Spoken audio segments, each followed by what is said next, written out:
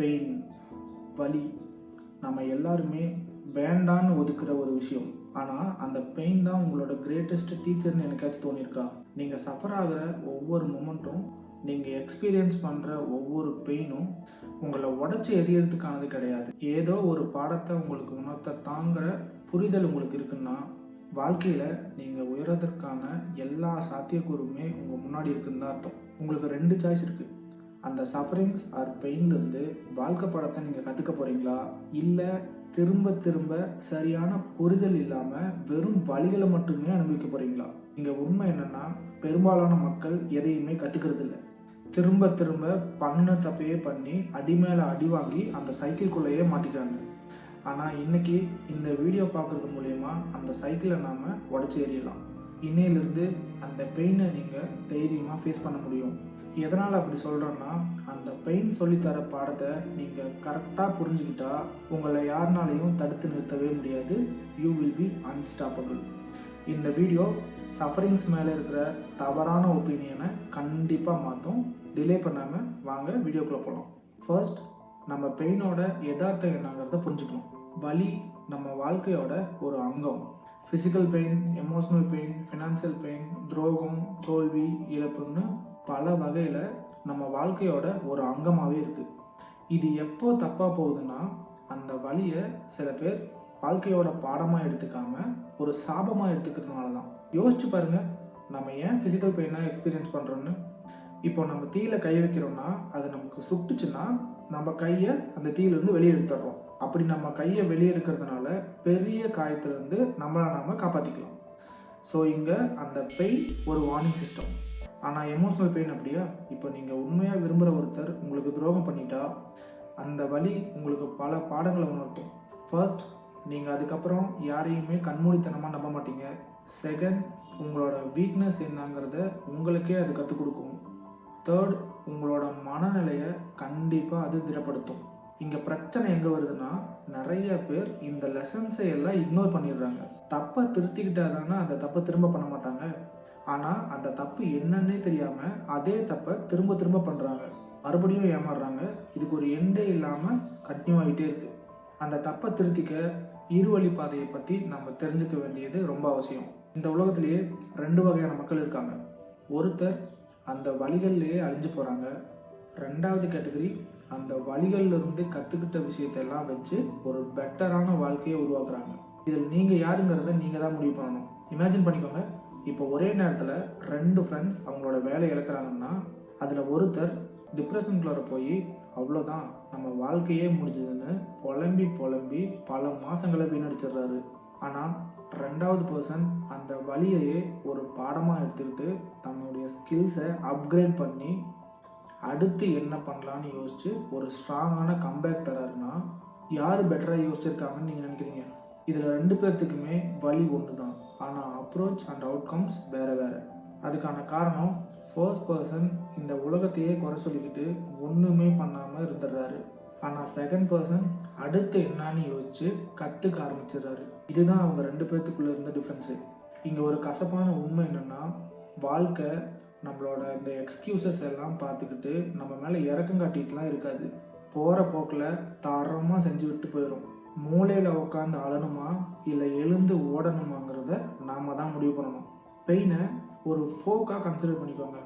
ஒரு பார்ட் க்ரோத்தை நோக்கி போகுது, இன்னொரு பார்ட் சஃபரிங்ஸை நோக்கி போகுது.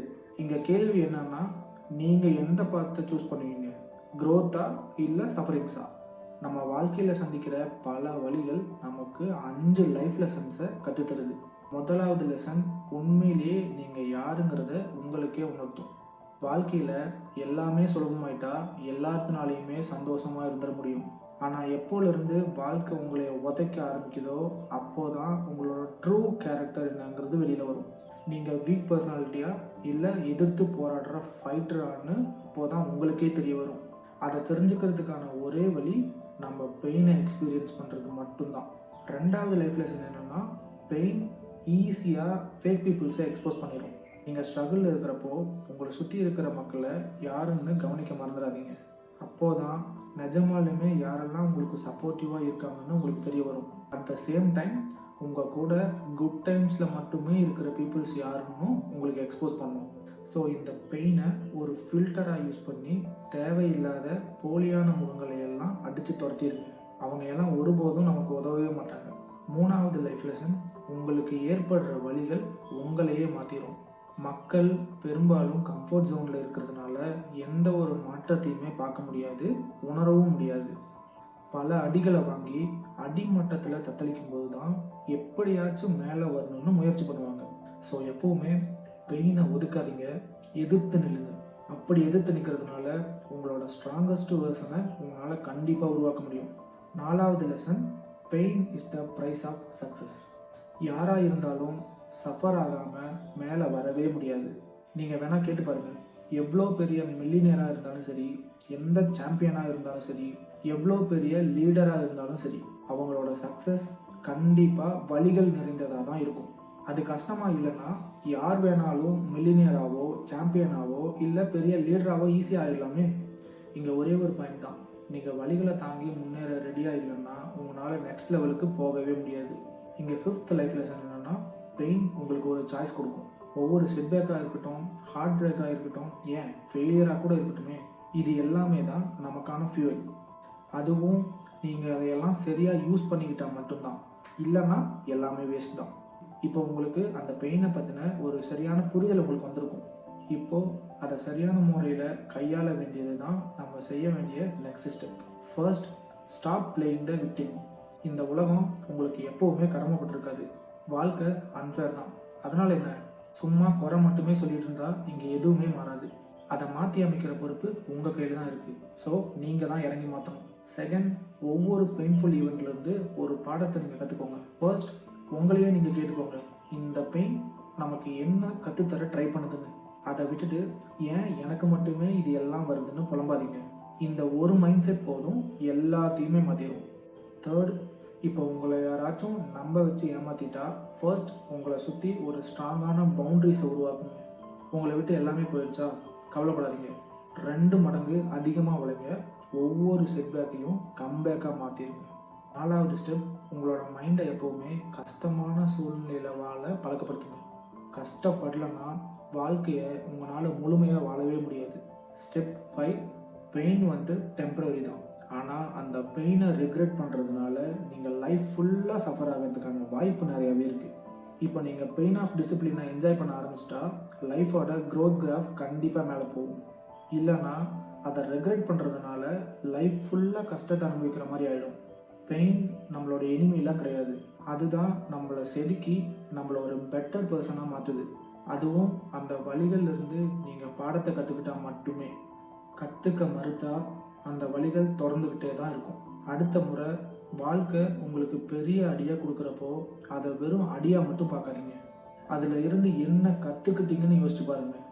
ஏன்னா லாஸ்ட்டில் உங்களுக்கு 2 சாய்ஸ் தான். ஒன்று, கற்றுக்கிட்டு உஷாராக இருக்கிறது, இல்லைன்னா அடி மேலே அடி வாங்கி திருந்தாமலே இருக்கிறது. இந்த வீடியோ உங்களுக்கு வேல்யூபிளாக இருந்தால் லைக் பண்ணிடுங்க. நீங்கள் எக்ஸ்பீரியன்ஸ் பண்ண பெயின்ஃபுல் மூமெண்ட் என்னங்கிறத கமெண்ட் செக்ஷனில் சொல்லுங்கள், நானும் பார்த்து தெரிஞ்சுக்கிறேன். இன்னொரு தரமான வீடியோவில் உங்களெல்லாம் சந்திக்கிறேன். அது வரைக்கும் stay tune and thanks for வாட்சிங்.